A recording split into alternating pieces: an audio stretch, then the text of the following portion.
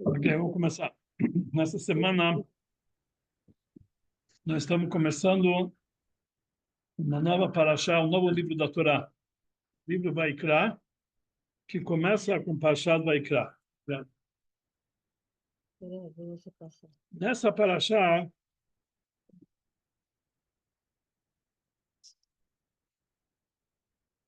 o assunto principal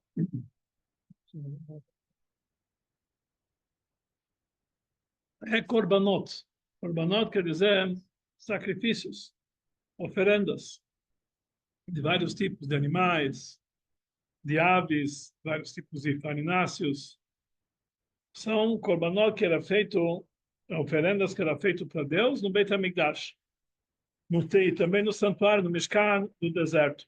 As últimas parshiot, nós lemos sobre a construção do Mishkan.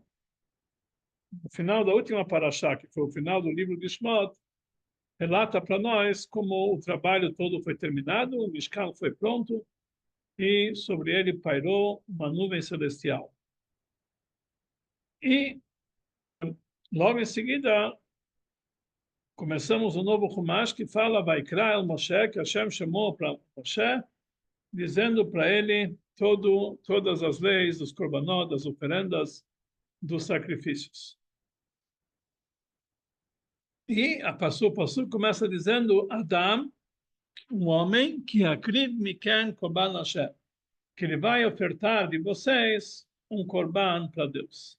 Mina beimá, vai pegar um animal, mina bakar, mina tzon, gado, um rebanho, e ele vai fazer um korban. E aqui nós temos vários tipos de animais que eles eram sacrificados e feitos dele um korban. Existe, na verdade, a Torá tem 613 mitzvot, e nós não perguntamos qual é o motivo das mitzvot. Assim é a ordem divina, assim nós fazemos, nós não temos realmente, não tem direito nem de pensar sobre elas, por que Deus mandou isso, por que Deus mandou aquilo, que isso foi a vontade de Deus. E se nós não entendemos quem é Deus, como nós vamos entender a vontade de Deus? É muito superior ao nosso entendimento. Mesmo assim, a pessoa deve sempre procurar, está escrito quando o povo de Israel recebeu a Torá no Monte Sinai, eles falaram, Naaseh, vamos fazer, Benishma, e depois vamos tentar entender. A gente tem que pelo menos tentar entender o motivo de todas as mitzvot. Mesma coisa, hein? Tem que tentar, assim fala o Rambam, que tem que pelo menos tentar, apesar que todo o nosso entendimento não é o verdadeiro motivo. Mas mesmo assim, nós devemos entender o quanto o ser humano consegue entender isso através do estudo da Torá. Então, quando nós vemos a ordem dos korbanot, parece um costume bárbaro, Chaz Shalom, que eles têm que comparar. Pega um animal, abate o animal, joga o sangue no altar, pega a carne, queima sobre o altar. Tudo isso parece algo meio antigo, uma coisa antigamente que as pessoas, várias seitas faziam essas coisas, parece uma coisa que realmente muito bárbaro, é muito primitivo. Nós não conseguimos entender. Mas, na verdade, todos os costumes vieram da Torá. Também eles pegaram da Torá. Mas como que a gente pode tentar explicar o trabalho dos korbanot? E a Parashá inteira, na verdade, o Chumash inteiro, a primeira parte de todo o Chumash Vaikra, uma grande parte, fala de vários tipos de korbanot. Nossa porção, Parashat Pará, Parashat Vaikra, Tzav, uma parte da porção de Shminim, e assim por diante. Na verdade, em todo o livro de Vaikra, fala de vários tipos de oferendas de sacrifício. Como a gente pode explicar isso aqui no nosso entendimento? Mais ainda, nós esperamos em breve a construção do terceiro Beit HaMikdash. E muitos perguntam, será que na época do terceiro Beit HaMikdash vai voltar as coisas como eram antes, esses sacrifícios animais, tudo? Será que isso aqui parece uma coisa tão antiga, primitiva? Será que vai voltar a acontecer? E a resposta é sim, a Torá é eterna. Quer dizer, nós vamos, toda vez que nós temos uma festa, uma data, nós falamos que seja a vontade de Deus, que em breve reconstrua o Beit HaMikdash.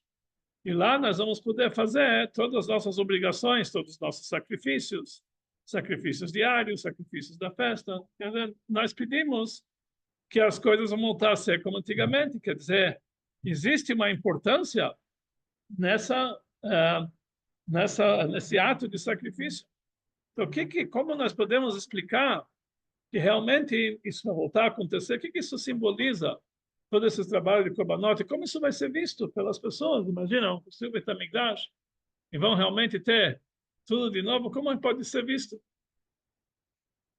É interessante, tem uma história que, na verdade, é, que se conta, uma vez o Rebbe de Kotsk, que era uma Hassidut eles eram bem radicais, eles se vestiam de forma muito radical, eles se afastavam de assuntos materiais, mundanos. Eles, em vez de usar um chapéu, usavam um repolho na cabeça. Era um comportamento bem radical. E uma vez veio um grande sábio de outros grupos visitar. Ele viu uma coisa assim totalmente estranha, como as pessoas estão vestidas, como eles estão. Falou, isso é um lugar sagrado? Cadê a gravata de todo mundo? Cadê? Enfim, parece nada. O Rebbe de Kos contou para ele a seguinte história, que uma vez, na época do Beit HaMikdash, tinha um senhor que nunca tinha ido para o Beit HaMikdash. Nunca ele foi para o Beit HaMikdash. Ele realmente, ele não tinha, ele estava ocupado, ele preferia estudar a Torá o dia inteiro. Ele falou que eu vou perder meu tempo indo para o Beit HaMikdash. Ele morava longe, tem que fazer Korban. Não, tantas pessoas já vão fazer, eu não preciso fazer. E assim era. Tudo bom, boa noite? E assim era que ele realmente nunca foi para o Beit HaMikdash, até que ele já tem a vida inteira as pessoas perguntavam se vai nunca para o Beit HaMikdash fazer um korban, não, eu estudo a Torá, não quero perder meu tempo, certo? Aí depois que encheram tantas paciências dele, já era um senhor idoso, ele falou, sabe o que é?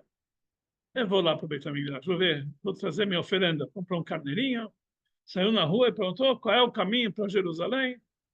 Vocês falaram, você não sabe qual é o caminho de Jerusalém? Um senhor idoso como esse nunca foi para Jerusalém? Não. As pessoas olhavam para ele, parece uma pessoa normal. As crianças saíram, começaram a rir da cara dele. Um senhor velho que nunca foi para Jerusalém.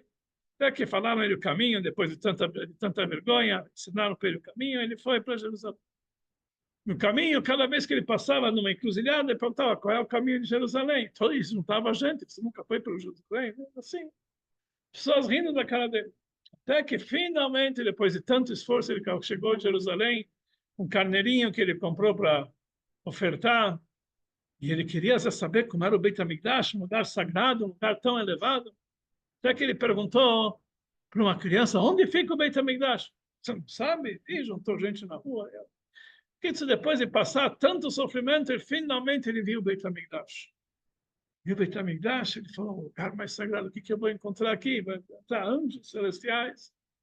Ele abriu a porta do Beit HaMikdash, ele olhou para dentro, de repente ele viu todos os Kohanim correndo para cá e para lá, com baldes de sangue, jogando sangue, todo mundo, e tudo sujo, e pedaços de carne aqui, jogado ali. Isso é o Beit HaMikdash. Ele fechou a porta e voltou para a casa dele. Eu não vou entrar aqui. Assim falou o Rebbe de Costa. Você acha? Isso é o Beit HaMikdash. Todas as pessoas simples assim, não estão... Mas realmente é uma história bonita, mas como isso explica realmente o trabalho do Beit HaMikdash, mesmo que a vontade de Deus? Então, sobre o ato dos Korbanot, existem inúmeras explicações. A primeira explicação que vamos pegar aqui é do Ramban, Nachmanides. Nachmanides, ele fala que o motivo que Deus ele mandou nós fazermos uma oferenda, um sacrifício, é para perdoar o pecado da pessoa. É igual nós fazemos caparó na véspera de Yom Kippur. Nós temos que sentir que tudo que está sendo feito com a ave deveria ser feito conosco. Abateu a ave como se o homem foi morto. O sangue foi aspergido como se nosso sangue foi aspergido. Assim também no Korbanot, tudo que era feito, o sebo era queimado sobre o altar, só tem que sentir como se o próprio sebo dele está sendo queimado sobre o altar. Quando a pessoa vai ver isso aqui sendo feito com o animal, ele vai sentir que isso aqui é feito com ele mesmo. E isso vai despertar ele para fazer chuva. Ele falou, essa devia ser o meu fim, esse devia ser o meu fim. eu devia morrer dessa forma pelos meus pecados. E Deus, com sua grande misericórdia, ele deu para mim a possibilidade de trocar tudo isso aqui pelo animal, tudo que tinha que ser feito comigo, e Deus deixou trocar com o animal. Quer dizer, isso é um sentimento que traz para as pessoas ver tudo que está sendo feito com o animal. E ele tem que sentir como se isso aqui é feito com ele próprio. Dessa forma, isso vai trazer para ele um perdão. Perdão, que isso aqui que ele vai realmente fazer chuva, isso, por isso que o Corban, ele traz a capará, traz o perdão para a pessoa. Assim explica Nachmanides. Uma explicação muito bonita, mas não podemos dizer que esse é todo o objetivo dos Korbanot. Afinal de contas, tem várias oferendas que eram feitas de farinha, que ninguém foi abatido lá, óleo, azeite, muitas coisas, madeira também era levado, outras coisas. Apesar que realmente o sacrifício animal era de maioria, animal, aves, mas mesmo assim, podemos dizer que isso é todo o intuito dos Korbanot. Então, realmente temos que entender qual é o simbolismo de todo esse assunto de Korbanot. Então, sobre isso, tem uma explicação do Alter Rebbe, muito interessante. O Alter Rebbe, ele fala sobre o versículo, o primeiro versículo da nossa Parashá, o segundo, na verdade. Adam, um homem, que akriv mikem korban Hashem, que ele vai ofertar de vocês uma oferenda para Hashem. Mina beimá, do animal, mina bakar ou mina tzon, do gado e do rebanho, vai fazer um korban para Hashem. Então, o Alter Rebbe fala que essa frase parece que não está na concordância certa. Está escrito um homem de você, Adam, um homem que sacrificar de vocês uma oferenda para Hashem. Um homem que sacrificar de vocês uma oferenda para Hashem. A frase está errada. Deve ser um homem entre vocês que sacrificar uma oferenda para Hashem. Não um homem que vai sacrificar de vocês. Está fora de ordem aqui as palavras. E a Torá não tem erros gráficos. Com certeza, erros de concordância. Com certeza tem aqui um motivo. O Rebbe fala que realmente é essa maneira de ler o Pasuk. Adam, um homem, que akriv mikem, quando ele vai ofertar de vocês uma oferenda para Hashem. Não estamos falando que a pessoa vai pegar apenas um animal, um cordeiro, um boi, um bezerro e fazer isso um korban para Hashem. Não. Mikem, de vocês. O homem tem que se auto-sacrificar para Hashem. O que quer dizer? Como ele vai sacrificar para Hashem? Não significa sacrifício humano, afinal de contas, a gente viu que a única ordem de sacrifício humano foi Deus que mandou levar Yitzhak. Na verdade, no último momento, falou: não, não é essa a minha intenção. Não é, na Torá, com certeza não tem intenção do homem se sacrificar. Então, o que quer dizer que ele vai sacrificar de vocês?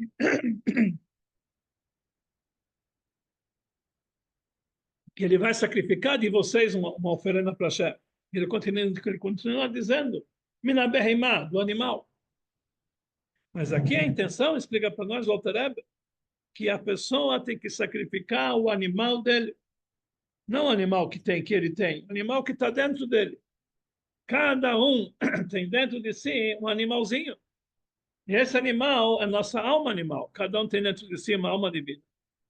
E tem também uma alma animal. E quando nós falamos Adam, um homem, está falando sobre a alma divina. Adam, um homem, a alma divina, que akriv mikem, que ela vai sacrificar de vocês uma oferenda para Hashem. Quer dizer, a nossa alma divina tem que sacrificar ao animal que está dentro de nós. Cada um tem um animalzinho dentro de nós. E uns que é comparado ao gado, boi, e outros que são carneirinho. Qual a diferença? O boi, ele chifra, ele é todo nervoso. Existe um Yetzirah que ele quer tudo, que ele deseja prazeres mundanos. É um Yetzirah que é comparado com boi. Existe um Yetzirah que ele é comparado com carneirinho. Ele é mais comportado, ele não tem tantos desejos.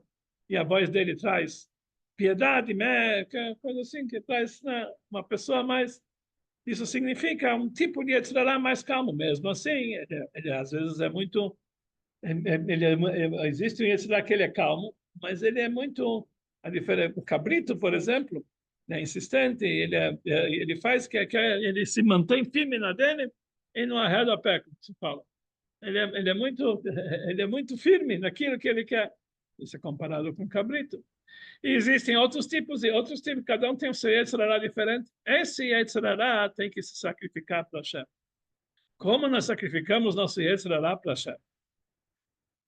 Então, na verdade, a nossa alma animal, ela é proveniente da onde vem a nossa alma animal. Nossa alma divina vem do mundo de Atzilut, dos mundos mais elevados divinos. Nossa alma animal, ela tem a sua fonte na carruagem divina. Está escrito que a carruagem divina tinha 4 rodas.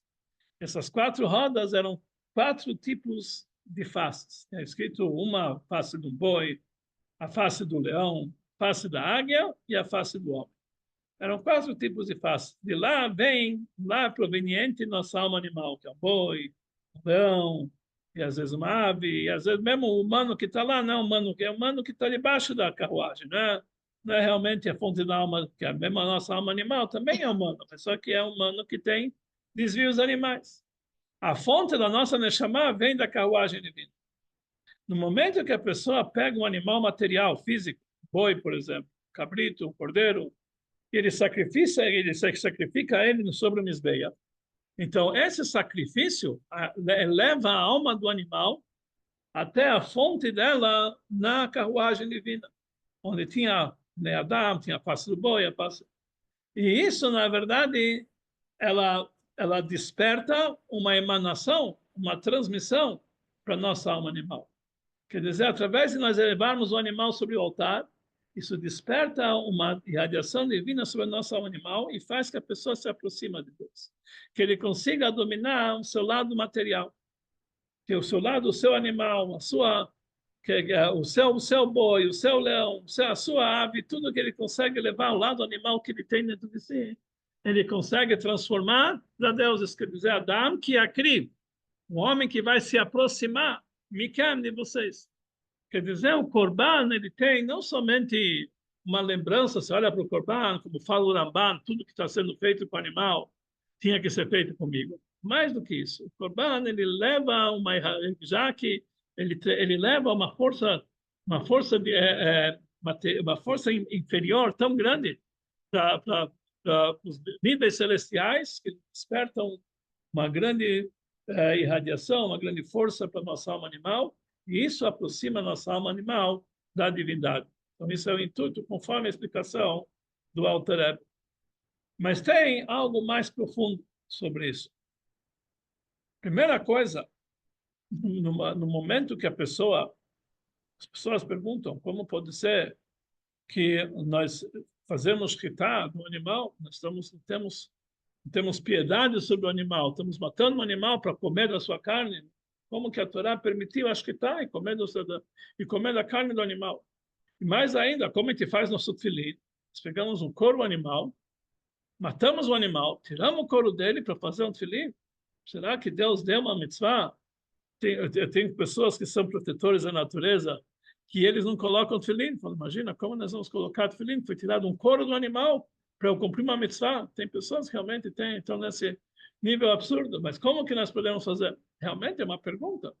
Como que a Torá ordenou a gente, liberou a gente de comer a carne, de bem, fazer um corban, uma coisa que a gente não entende, mas como fazer isso aqui? Mas, na verdade, Deus criou o mundo em 4 reinos. Existe o reino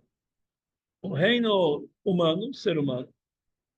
Existe o reino animal, existe o reino vegetal e o mineral, que são seres inanimados. O objetivo é levar cada um para um nível superior.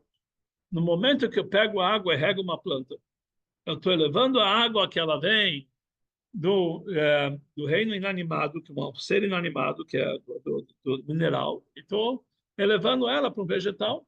Está subindo, está tendo um upgrade, está subindo aqui para o nível superior. A água virou uma vegetal. No momento que o animal come esse vegetal, então o que era vegetal passou a ser parte do animal. No momento que o ser humano come uma carne, come um vegetal, bebe água, ele está levando tudo isso aqui para o reino humano.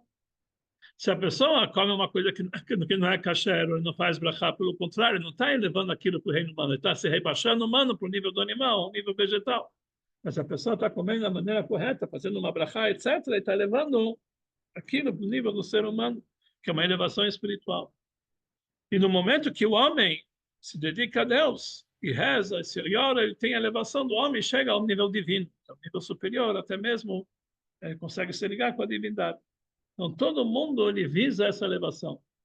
Mas no momento que nós pegamos um animal, ou um vegetal, farinha, ou água, qualquer outra coisa, sal, que era colocado sobre o altar, naquele momento nós fazemos uma união direta, desse nível tão baixo, diretamente para Deus.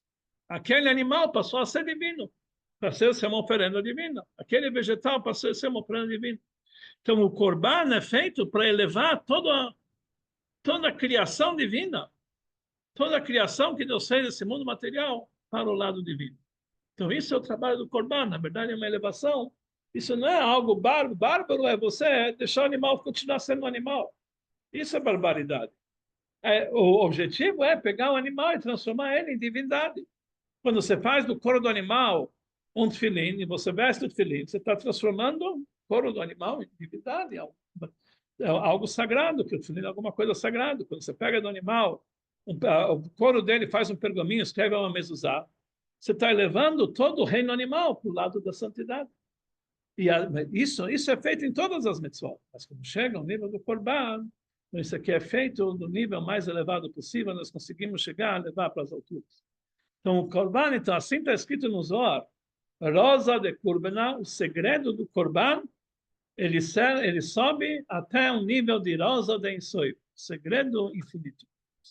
Mas através do Corban nós chegamos a se ligar com o infinito, com a luz divina que é infinita. Olhem só, que nós estamos conectados realmente com o nosso nível mais baixo, que são seres animais, animados, etc., vegetais, e levamos aquilo para o nível que é chamado Rosa de Ensoy, o segredo do infinito, que realmente é um trabalho, uma elevação muito grande.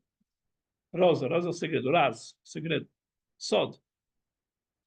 Então, isso também é o ponto principal de um Corban, nós estamos elevando. Mas o objetivo final, toda feita dos Korbanot, está escrito que sobre um animal, está escrito quando a gente queima sobre o Mizbeach, o sebo do animal, a carne do animal. Então, está escrito que naquele momento isso eleva Ishe para o fogo de Deus, Reiach Nichoach Lashem, um cheiro Reiach, Nichoach de prazer para Hashem. Isso traz um cheiro, que esse cheiro é um prazer para Hashem.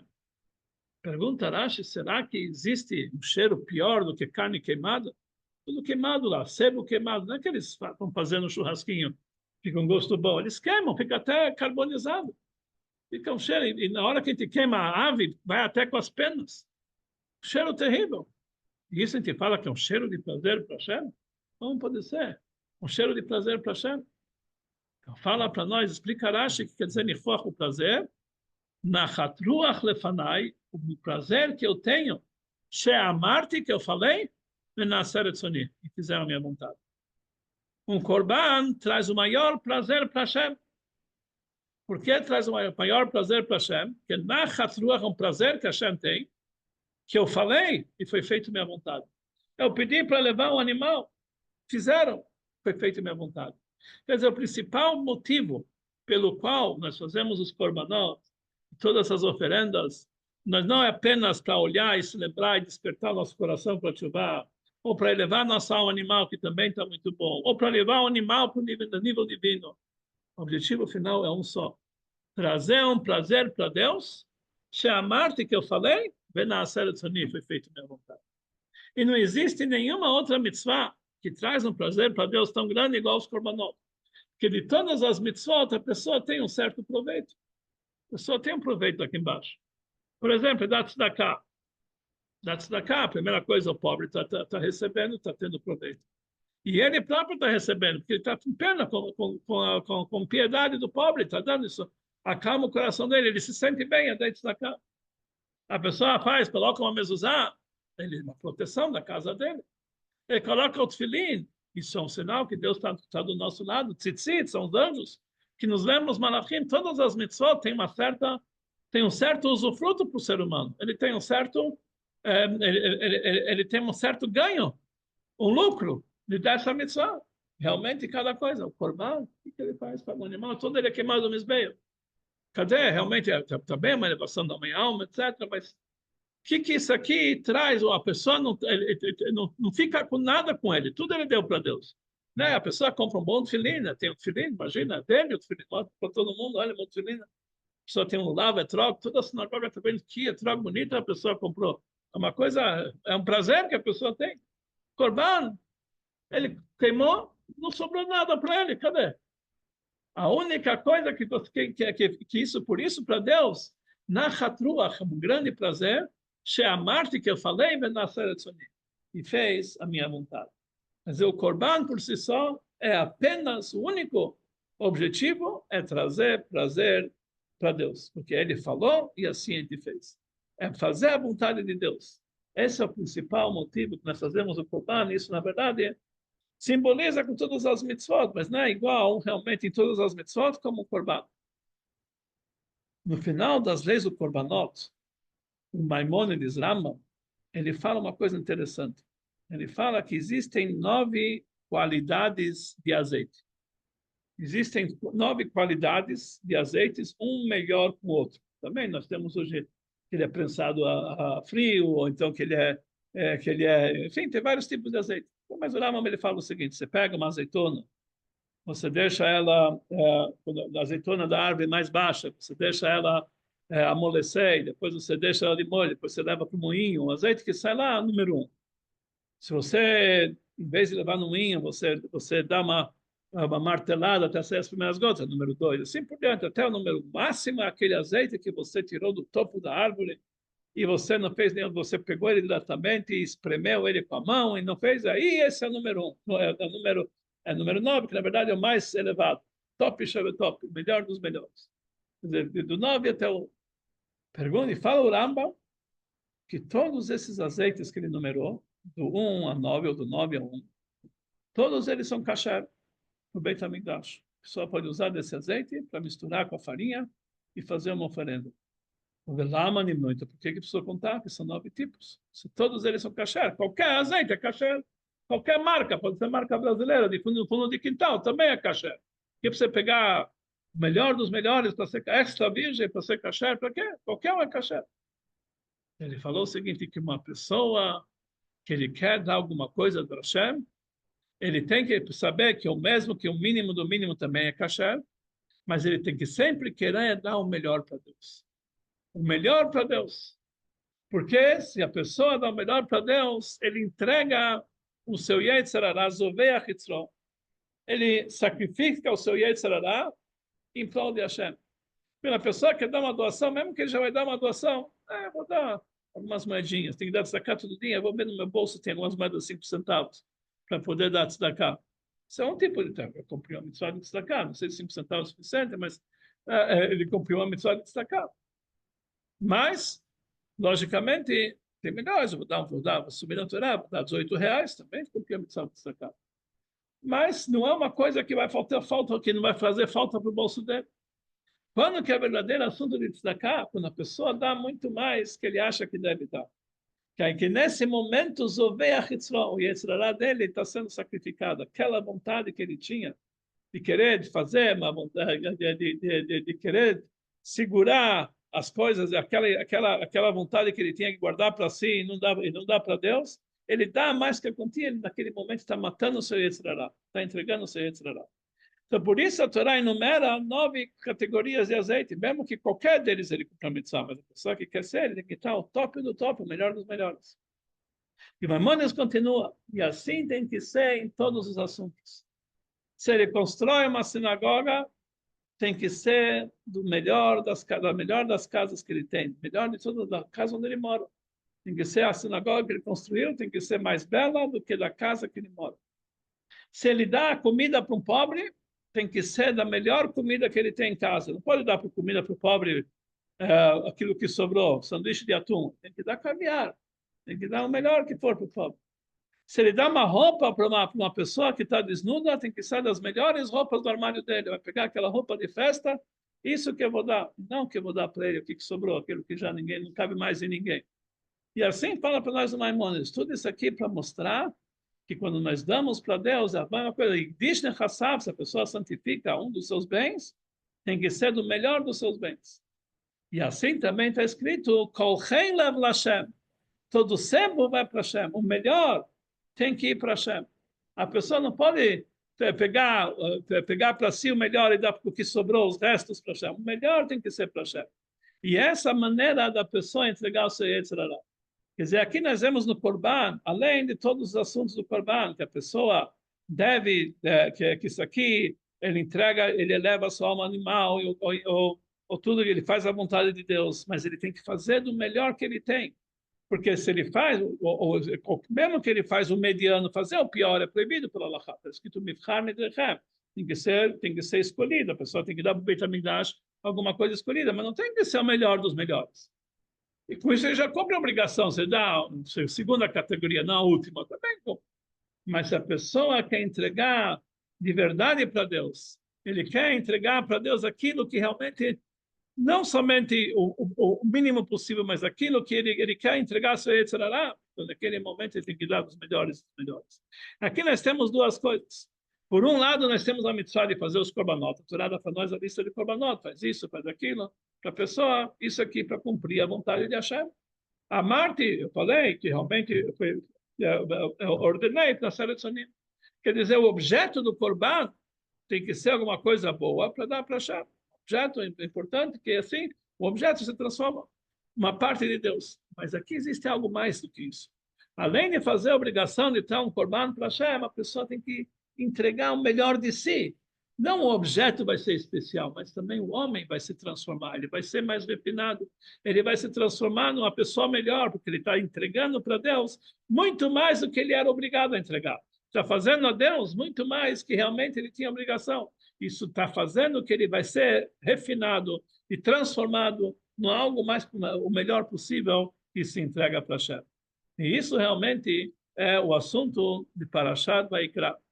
É interessante que quando foi feita a construção do Mishkan, foi feito desde toda a obra do Mishkan, toda a construção, começou depois de Yom Kippur e terminou na véspera de Rosh Chodesh Nissan.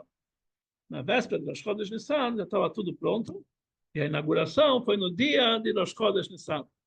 Quando começou a ser feitos os korbanot na prática, mesmo que antes já faziam, mas de uma forma temporária, não era fixa, isso foi a partir de Rosh Chodesh Nissan. Então, aonde se divide o marco, todo o livro de Shmot, etc., está ligado antes do mês de Nissan, a construção do Mishkan, antes do mês de Nissan, e Vaikra Korbanot está ligado já com o mês de Nissan.